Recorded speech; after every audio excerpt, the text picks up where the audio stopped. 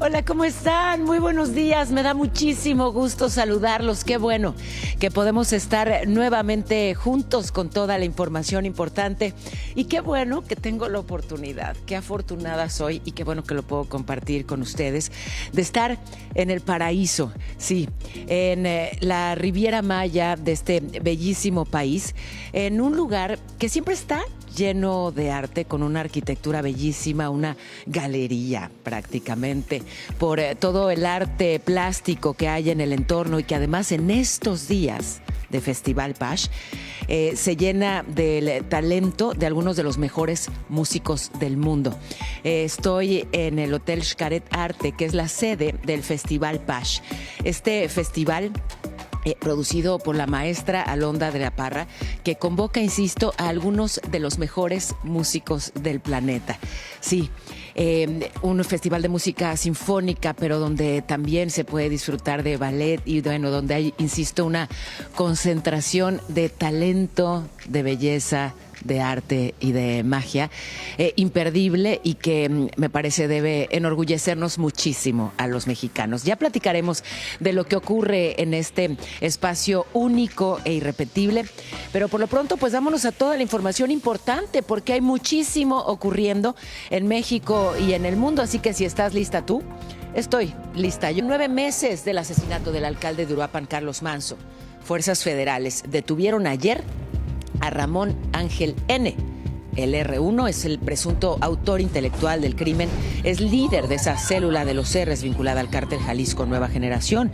Sería quien dio la orden de atacar a Manzo, una célula dedicada a la extorsión, a los homicidios, a traficar drogas. La captura ocurrió en un operativo en Atotonilco, el Alto Jalisco. Hubo un enfrentamiento armado, terminaron con el abatimiento de un miembro de ese grupo. Recordar que a Carlos Manzo lo atacaron el 1 de noviembre, en plena fiesta de los muertos, en el Festival de las Velas, en el centro de Uruapan. Y bueno, pues el secretario de Seguridad, Omar García Harfuch, informó que ya son 31 detenidos por este caso. Por su parte, la actual alcaldesa, viuda de Manzo, Grecia Quirós, reconoció el trabajo de las fuerzas federales, pero destacó que apenas es el comienzo. Exigió una investigación que no descarte a políticos que pudieron estar detrás de este crimen. La publicación de esto que le menciono la acompañó de una fotografía que muestra al exgobernador michoacano y al diputado morenista, a Leonel Godoy, y al expresidente municipal de Apatzingán, Roldán Álvarez Ayala, hermano del R1. Hay que acordarnos que Grecia Quirós ya ha señalado a Godoy como uno de los implicados en el crimen. Desde la dirigencia de Morena se deslindaron del R1. El partido negó que sea o haya sido militante del movimiento. Y bueno, anoche circularon las primeras imágenes del líder criminal, que fue llevado a la Ciudad de México en un helicóptero de la Fuerza Aérea para después ser trasladado al penal del Altiplano. Y otro golpe para el cártel Jalisco Nueva Generación se generó, pero desde los Estados Unidos. Y es que un tribunal anunció que Antonio Oseguera, el hermano del Mencho, de Nemesio Oseguera, el abatido líder de ese grupo criminal, se va a declarar culpable ante la justicia de ese país. Tony Montana, que alcanzó un acuerdo con la fiscalía, pues para evitar ir a juicio y posiblemente esquivar la condena perpetua. El hermano del Mencho fue extraditado, recordemos, en febrero del año pasado para enfrentar cargos relacionados con narcotráfico. Y bueno, ya que mencionamos al Mencho, el embajador de los Estados Unidos en México, Ronald Johnson, destacó la cooperación bilateral en materia de seguridad que permitió justamente el abatimiento del Mencho. Fue la conmemoración del 250 aniversario de la independencia estadounidense, y ahí Johnson hizo un balance de los esfuerzos hechos por ambos países. Ahí estuvo el canciller Roberto Velasco, reconocido por el diplomático norteamericano, quien apostó por mantener el trabajo conjunto entre agencias. Cuando trabajamos juntos, ambas naciones se benefician. Nuestra relación debe ser la envidia del mundo, y nosotros nos toca lograrlo.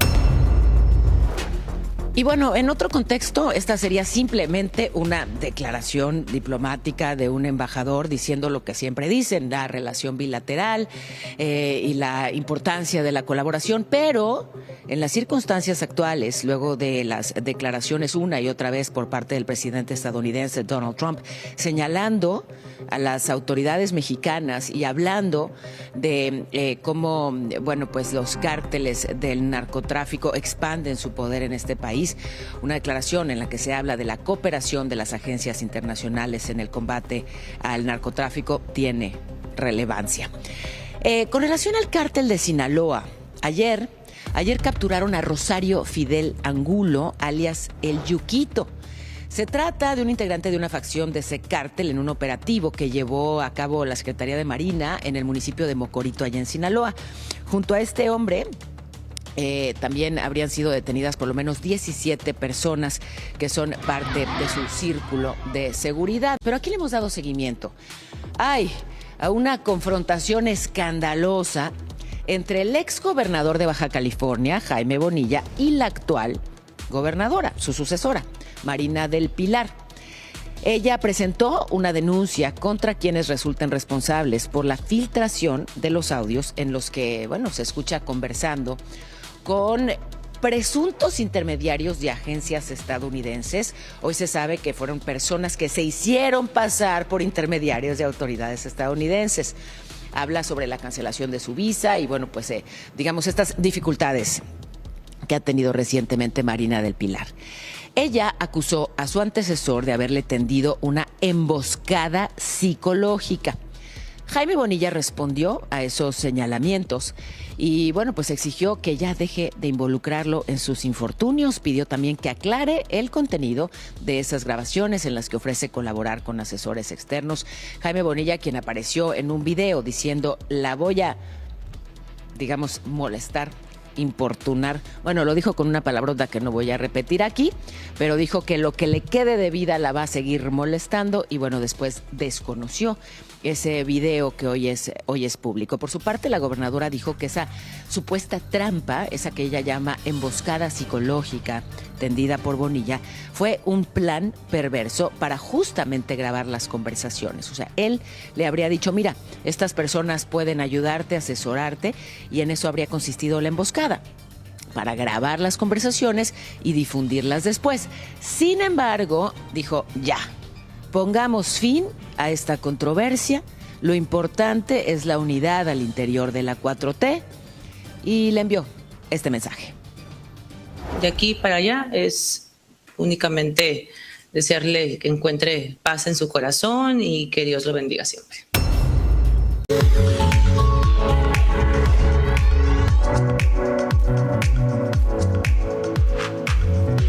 Qué bueno que siguen con nosotros a través de Imagen Televisión, y qué suerte tengo de poder compartir con ustedes parte de lo que ocurre en esta costa hermosa de la Riviera Maya durante el Festival Pash, un encuentro de música sinfónica que no tiene comparación en el mundo. Hasta aquí llegan algunos de los mejores músicos del mundo. Estaremos hablando de ello. Y por lo pronto toca hablar de un reto inmenso que tienen precisamente en esta bellísima zona del país. Ustedes saben que pues la principal industria para Quintana Roo y en buena medida para la península de Yucatán es el turismo. ¿Por qué? Porque estas playas del Caribe mexicano son hermosísimas. Sin embargo, en los años recientes se han topado con el reto inmenso del sargazo. Ayer se hizo un anuncio muy importante, una inversión que se va a destinar precisamente para contener la llegada de sargazo.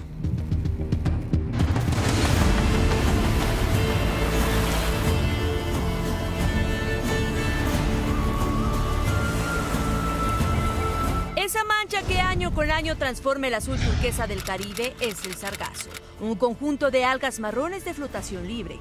Aunque en el ecosistema marino cumple una función vital como refugio y alimento para tortugas, peces y aves, su llegada masiva a la orilla se ha convertido en un grave problema ambiental y turístico para nuestro país. Pero, ¿de dónde sale tanto sargazo? Históricamente, esta alga estaba contenida frente a las costas de Florida. Sin embargo, en 2011, la contención natural se fracturó. y el sargazo encontró un nuevo hogar de reproducción masiva en el Atlántico tropical entre África y Brasil. Desde entonces, el calentamiento del agua y los fuertes vientos empujan toneladas de alga directamente hacia las costas mexicanas y las islas del Caribe. El impacto golpea entre 40 y 50 kilómetros de costa en Quintana Roo. Las playas con mayor afectación son Cancún, Playa del Carmen, Tulum, Puerto Morelos y Mahahual, donde la marea pone a prueba todos los días al sector hotelero y a los prestadores de servicios. Ante esta crisis, la ciencia busca convertir el problema en una oportunidad. La Secretaría de Ciencia e Investigaciones Nacionales analizan el sargazo para transformarlo en fertilizantes orgánicos, mejoradores de suelo y hasta empaques biodegradables, aunque se continúan realizando estudios para garantizar su manejo seguro. El tema llegó a la conferencia mañanera, donde el gobierno federal anunció un plan de contención de gran escala liderado por la Semarnat y la Secretaría de Marina. Se detalló una estrategia de 4 etapas: recolección en mar abierto con buques sargaceros, contención en aguas poco profundas con barreras, limpieza en playas con equipo anfibio y la disposición final adecuada. El plan contempla una inversión de 2,000 millones de pesos. En este 2026 se destinarán 768.7 millones para recoger 1,870 toneladas diarias, buscando elevar la capacidad a 4,000 toneladas al día para 2027. El reto no solo es limpiar las playas para el turismo, sino aprender a convivir con un fenómeno global que exige ciencia, inversión y una estrategia ambiental a largo plazo. Te informó Kena Uribe. Pues sin duda un reto importante que toca enfrentar con enorme esfuerzo y con coordinación desde esta zona del país. Pero déjeme ir a este caso al que le hemos dado seguimiento, el de Dafne Zapata, esta chiquita de solo 13 años que lamentablemente murió en una academia militarizada allá en Tamaulipas. Hay nueva información vinculada a este caso. Ya vincularon a Jorge Luis N., el director de la escuela, y a Estrellita N., la encargada del área femenil, que participaron pues en estos abusos que terminaron con la muerte de Dafne. Estuvieron por videoconferencia desde el penal de Altamira. El primero es señalado por omisión en este delito de feminicidio, mientras que Estrellita fue procesada por su participación directa como autora material. Ambos estarán en prisión preventiva. Se dio un plazo de 6 meses para las investigaciones y luego de la audiencia el padre de Dafne, el señor Gabriel Zapata, dijo que la familia está satisfecha con el avance de este proceso. Aseguró que van a buscar la pena máxima para los implicados. Sí, estoy muy satisfecho. Esta es la carpeta de investigación. O sea, no es una hoja en blanco, claro, como nos puede apreciar. Son demasiados actos de investigación que se llevaron a cabo y hay elementos suficientes para determinar. ¿Satisfecho contra los 3 imputados? Claro que sí. ¿Contra los 3? Contra los 3. Apenas el martes, Dana Yanina N. fue vinculada por su presunta participación justamente en este crimen, de acuerdo con la jueza del caso. Esto es porque hay pruebas suficientes de su participación, pero de un plazo de 3 meses para la investigación. De acuerdo con declaraciones que integran el expediente, Dana habría sido una de las últimas personas en ver con vida a Dafne. Bueno, y vamos ahora a esto que tiene que ver justamente con las consecuencias para otras escuelas militarizadas en el país. Y es que hemos aquí dicho con indignación que, bueno, pues después de lo ocurrido con Dafne, descubrimos que están prohibidas las escuelas militarizadas. No se puede tener una escuela que se llame a sí misma militar o castrense. No se puede, está prohibido. Y sin embargo ocurre. ¿Por qué no nos extraña? Escuelas que tienen décadas operando como academia militar y que o nadie supervisó o sí supervisaron y se voltearon a otro lado, porque está prohibidísimo. Bueno, la Academia Ignacio Zaragoza allá en Puebla tuvo que retirar el nombre de su fachada luego de que ya la SEP, ahora sí, le pusiera atención al tema de la prohibición de escuelas militarizadas. En un comunicado, la institución pues defendió sus casi 90 años de trayectoria. Dijeron que operan de manera legal y bueno, muchos egresados y padres de familia se manifestaron en respaldo de esa escuela. La SEP reiteró que la educación castrense privada no forma parte del sistema educativo nacional. Se tardaron nada más 90 años en darse cuenta que en ese caso, pues así operaban, así se anunciaban y nadie en 90 años hizo nada. Pero me enlazo contigo, Rodolfo Dorantes. ¿Dónde estás y qué nos informas? Buenos días. Gracias, Paola, qué gusto saludarte, muy buenos días. Efectivamente estamos en la zona de Añil, es precisamente la alcaldía Iztacalco en la colonia Granjas, México, lugar donde desde ayer pues se registra esta intensa movilización de vehículos de emergencia. También se encuentra el ejército, la marina, por supuesto personal de seguridad física de Pemex, porque se mencionaba que había un fuerte olor a combustible en toda esta zona. Fíjate que en un sobrevuelo que hicimos con el dron ya nos percatamos que, bueno, pues se descubrió uno de los ductos y se le colocó una abrazadera. Aparentemente había una posible fuga en ese lugar. Todavía continúa acordonada la zona, así que mucha precaución, Paola. Nosotros vamos a estar muy pendientes de lo que informe las autoridades. Y yo te agradezco muchísimo tu reporte, seguimos atentos. Oigan, el INE ya creó la llamada Comisión de Verificación de Integridad de las Candidaturas. La va a presidir el consejero Arturo Chávez, la integran la consejera Norma Irene de la Cruz y el consejero Uckif Espadas.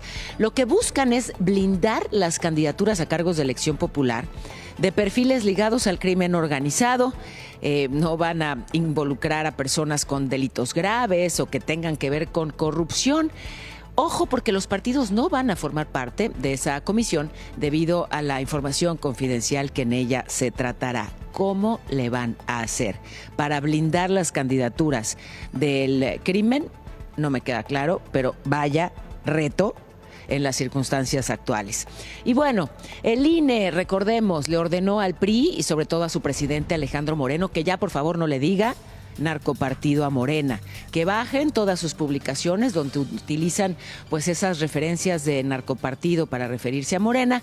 Y entonces el PRI, fíjense, digamos que burló la medida y subió fotografías no usando el término, pero haciendo referencia a él, con juegos de palabras o con memes, lo que se hizo pues todavía más viral. Y entonces Alejandro Moreno subió un video a sus redes sociales donde volvió a rechazar esta orden del INE, dijo que se quiere coartar la libertad de expresión y bueno, pues de nuevo se lanzó en contra de Morena. Son una mafia, son unos cínicos y corruptos que acuerdan con los criminales para financiar y ganar campañas. A mí no me van a callar. A mí no me van a asustar y mucho menos nos van a doblar. Y entonces la líder de Morena, Ariadna Montiel, acusó a Alejandro Moreno de, pues no solo intentar evitar esta medida, evadirla, sino que además recordó el historial de corrupción y de vínculos del PRI con la delincuencia. Dijo que todo eso permanece en la memoria del pueblo. Por su parte, la presidenta de la Cámara de Diputados, la panista Kenia López, recalcó que las autoridades electorales deben ser árbitros de la contienda y no censores del debate público. El coordinador morenista también en la Cámara de Diputados, Ricardo Monreal, respaldó la decisión del INE porque dijo hizo lo correcto.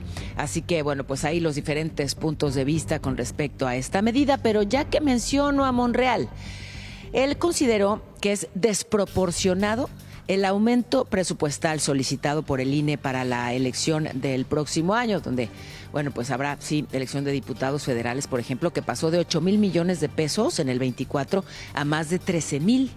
Recalcó que es un despropósito pedir un presupuesto pues de esas dimensiones y que va más allá de lo sensato. El INE, por lo pronto, aprobó ya el calendario para el proceso electoral. Va a arrancar el 10 de septiembre. La elección, recordemos, será el 6 de junio. Y bueno, pues veremos con qué presupuesto y cuánto si les aprueban. Por lo pronto, Hacienda informó que el INE va a tener los recursos necesarios, sí, para organizar los comicios del 27, luego de presentar el anteproyecto por más de 36,000 millones de pesos. La subsecretaría de Egresos dijo que se están analizando las necesidades del organismo para que, bueno, pues se pueda asegurar el cumplimiento de la jornada electoral. Y el presidente del PAN, Jorge Romero, habló de lo que considera intentos por controlar o limitar la libertad de expresión. Dijo que son una amenaza para la democracia. Recalcó que ninguna autoridad puede decidir qué opiniones son aceptables y cuáles deben ser silenciadas. Declaraciones que se dan en el marco de estos lineamientos para la protección de los derechos de las audiencias presentados por el gobierno federal. De hecho, bueno, pues justamente la Alianza de Medios MX habló del tema y también expresó su preocupación porque consideran que esto de el derecho de las audiencias puede afectar la libertad de expresión y rebasa las facultades que la ley otorga a la Comisión Reguladora de Telecomunicaciones. Esta organización agrupa a más de 100 empresas, líderes periodísticos y bueno, lo que pidió es que la consulta pública se lleve a cabo mediante un debate abierto, transparente, sustentado y no solamente a través del envío de observaciones por parte del correo electrónico. Hay preocupación por la ambigüedad con la que se ha planteado esta defensa de las audiencias, que podría convertirse en realidad pues en una vía para censurar lo que se dice y lo que no, lo que se publica y lo que no en este país. Pero ya es la media, queridísimo Iram, así que vámonos a la información. En breve te escucho atentísima. Adelante. Nos arrancamos, mi querida Pau. En Huamantla, Tlaxcala, fuerzas federales detuvieron a David Daniel N., el jarocho líder criminal vinculado al cártel Jalisco Nueva Generación. Además, un estadounidense buscado por el FBI fue detenido, esto en Ocotlán, Jalisco. Se trata de Brandon N., es requerido por un homicidio en Washington. Él será extraditado en las próximas horas. También en Morelos se puso en marcha el Plan Cuautla, con lo que se desplegaron a 400 elementos en calles del municipio. Todo esto para aumentar la seguridad tras la detención del alcalde Jesús Corona Damián. Autoridades federales aseguraron 3 kilos de metanfetamina, todo esto en el Aeropuerto Internacional de Toluca. La droga se encontraba oculta en una pieza metálica. Y por su parte, la Fiscalía General incineró 8,000 dosis de droga, todo esto en Oaxaca. Había sido incautada en diversos operativos. También el Partido Verde destacó la coordinación implementada por el gobierno federal ante la Secretaría de las Mujeres, las fiscalías y los poderes judiciales estatales para consolidar así las fiscalías especializadas en defensa de las mujeres. También afirmó que esto permite investigaciones mucho más sólidas. Banco Multiva presenta. El peso frente al dólar se cotiza en 17,36. La bolsa mexicana cerró ayer con una ganancia importante de 1.22%. Y la economía de México, esta es una buena noticia, creció 1.5% en el segundo trimestre de este año. Y bueno, pudiera parecer poco, pero estamos hablando del mejor desempeño en casi 6 años. El impulso lo dieron las exportaciones. Hacienda dijo que el país retomó la senda del crecimiento. Además, la Secretaría de Economía reactivó los microcréditos por 110 millones de pesos, reforzó aranceles contra el contrabando para tratar de blindar a la industria nacional del calzado. Así que ahí van avanzando las buenas noticias pese a las amenazas de aranceles desde los Estados Unidos. Banco Multiva presentó. Y bueno, ya empecé a recibir muchísimos mensajes. Me preguntan, ¿dónde andas ahora, Rojas? ¿Qué lugar tan bonito estoy? Sí, en un lugar bellísimo, el Hotel Xcaret Arte, en esta zona preciosa de nuestro país, que es la Riviera Maya. Que es además un lugar, pues sí, que hace honor a su nombre, que es pues prácticamente una galería. Hay arte por todas partes. Es una delicia disfrutar de las esculturas y de la pintura. Y bueno, además en estos días se llena de aún más arte y talento musical, porque hasta aquí llegan algunos de los mejores músicos del mundo para el Festival Pash. Y yo quiero aprovechar que menciono a este festival que me trajo hasta aquí para que juntos, descifremos esto que hay detrás de su nombre. Vámonos a la escuelita. ¿Ustedes saben qué significa Pash? ¿Ustedes saben de dónde viene esa palabra tan hermosa que le da nombre al Festival Sinfónico? En plan maestra se los cuento, ¿sí? Porque, fíjense, me encanta. Tiene, digamos que, 2 vías para entender lo que significa Pash, esa palabra del festival. Por un lado, en maya, Pash significa música. Así, con doble A, Pash significa música, pero como saben también Pax significa paz en latín. Así que la música como una vía para construir paz, que es lo que le da fondo, le da sustancia y le da propósito a este festival, y por eso ese nombre tan bello del Festival Pash GNP. Y bueno, pues un festival, un encuentro que no sería posible sin el esfuerzo, la visión y el talento de su creadora. Ella no solamente es una directora de orquesta, es también toda una productora, toda una creadora. Sí, ella se encarga de que la magia suceda. Es la gran Alondra de la Parra.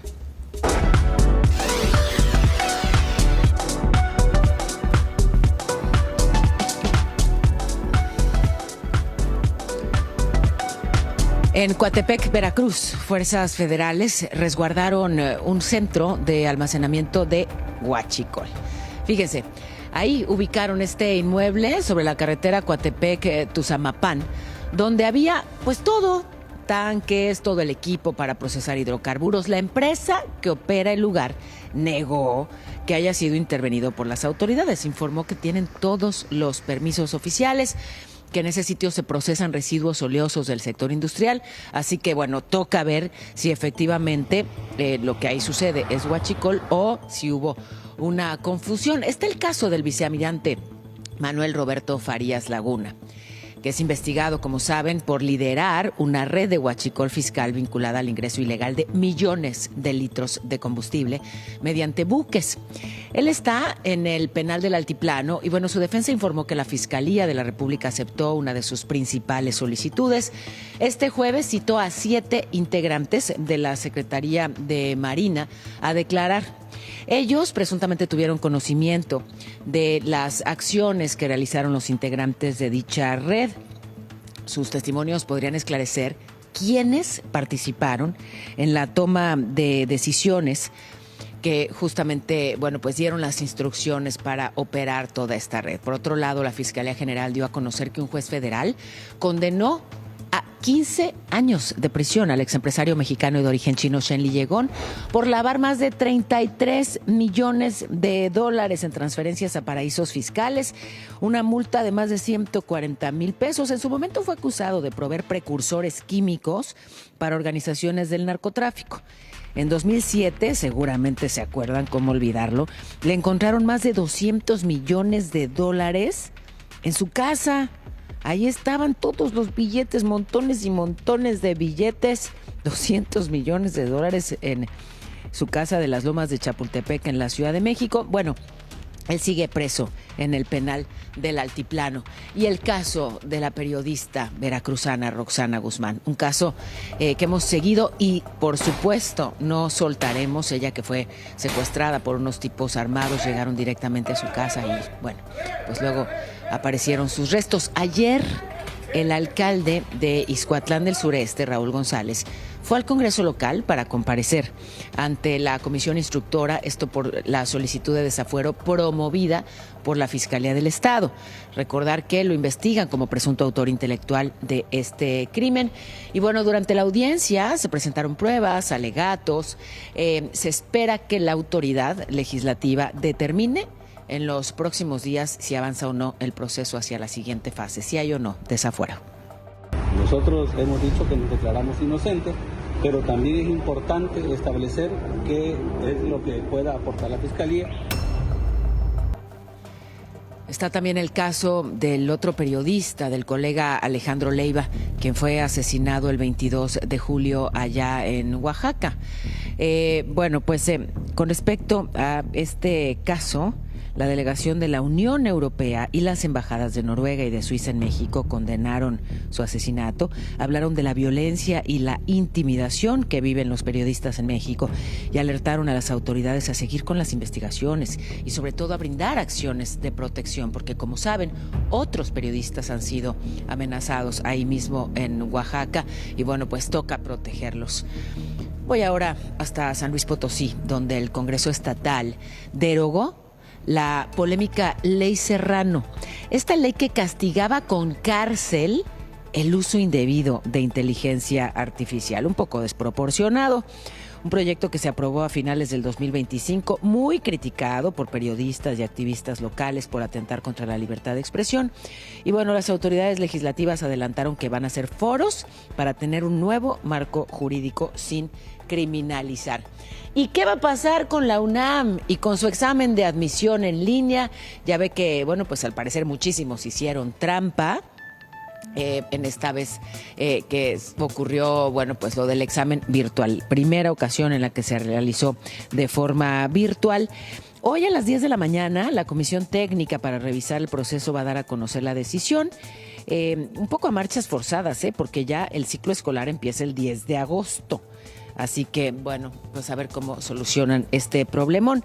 Aunque la UNAM reportó un beneficio económico inicial, documentos públicos revelaron que aplicar el examen en línea, pues en realidad no dejó ahorros a la máxima casa de estudios. O sea, el argumento de hacer el examen en línea era económico. La UNAM pagaba 49 millones de pesos por el examen presencial. Aparentemente contrató una plataforma de hasta 100 millones de pesos para la modalidad en línea. Así que, bueno, representó un mayor gasto para la universidad. Para quienes en realidad representaba un ahorro, era para los aspirantes. Es que también toca pensar eso, ¿no? O sea, hay estudiantes de todo el país que aspiran a ingresar a la UNAM. Si tienen que desplazarse desde Hermosillo o desde Tuxtla Gutiérrez hasta la Ciudad de México para un examen presencial, pues representa un gasto para muchos estudiantes no viable. Pues en buena medida el argumento económico para hacerlo a distancia no era de que la UNAM fuera a ahorrarse ese dinero, sino que los aspirantes podrían hacerlo. En fin, que sigue pues la investigación luego de las anomalías detectadas en esta primera aplicación del examen en línea.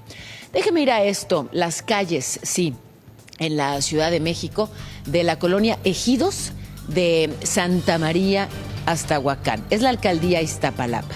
Y es que los vecinos de la zona, bueno, pues denuncian que viven en total abandono por parte de las autoridades. Hay graves fallas en el drenaje, hay baches, hay hundimientos, hay basura acumulada. Todo esto afecta a las vialidades. Así que exigen que la alcaldesa, Aleida Alavés, atienda los riesgos y le dé solución a estas problemáticas. Déjeme regresar a México y a las lluvias y esto que ocurre en Zapopan, Jalisco, una de las regiones más afectadas por las lluvias intensas. El agua se salió de las coladeras, el drenaje sumamente afectado. Así las imágenes en esa misma zona.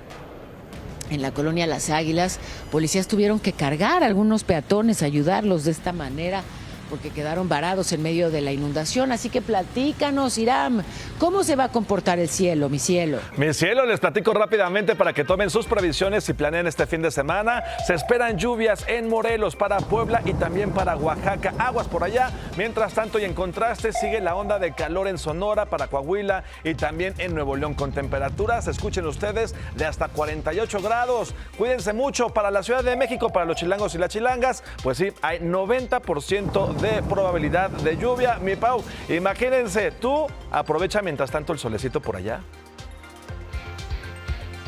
Ay, me imagino todo lo que me quiero imaginar. Y así me la paso bien. Ay, cuánta imaginación tiene esta señora.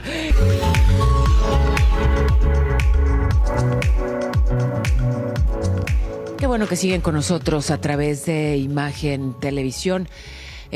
Hemos puesto mucho énfasis en la importancia de recuperar la seguridad, recuperar la tranquilidad en el país. Escenarios de violencia que pues afectan en buena parte del territorio nacional. Esto lo que pasó en Escuinapa, Sinaloa, donde 2 mujeres y un bebito de 1 año fueron atacados.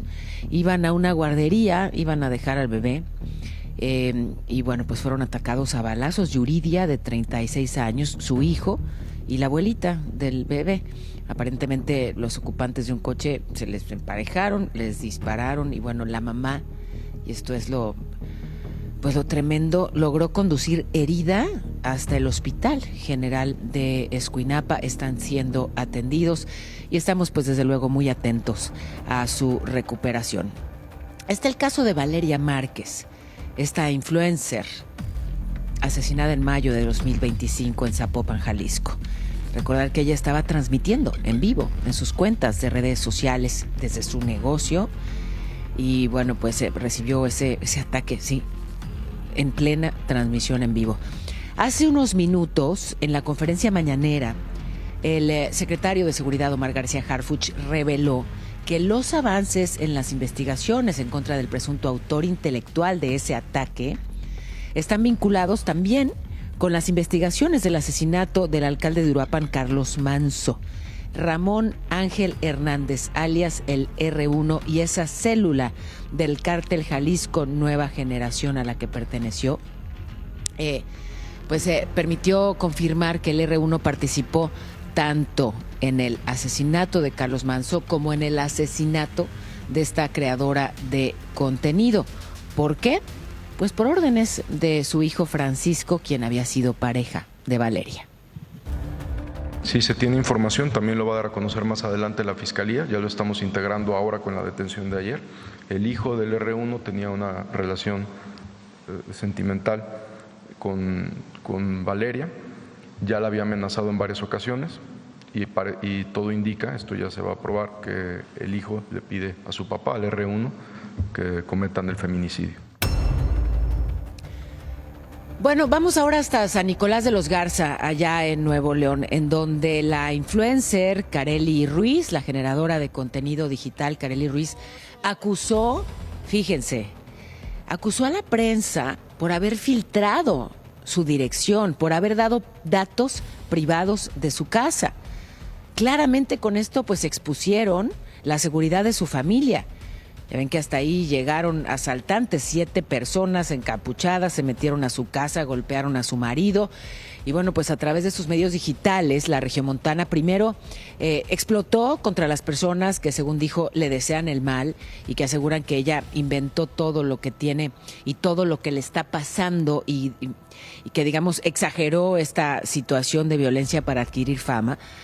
Luego ya subió otro video en el que arremetió en contra de integrantes de los medios de comunicación, justamente por difundir información sensible que nunca debió hacerse pública. Dijo que ya no se siente segura ni siquiera en su propia casa y que buscará justicia por la invasión a su privacidad. Y sí vale la pena reflexionar con respecto a lo que se difunde y lo que no, y la exposición para algunas personas, sobre todo en el contexto de inseguridad y violencia que se vive en México.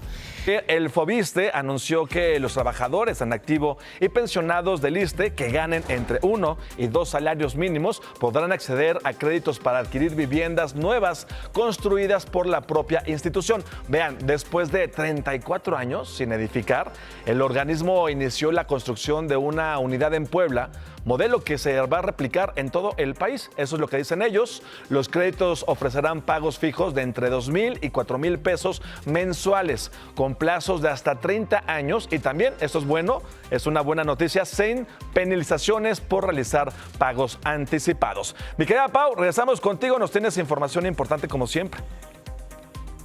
Pues no, en realidad importante no es, pero sabrosa sí. Déjame explicarme. A ver.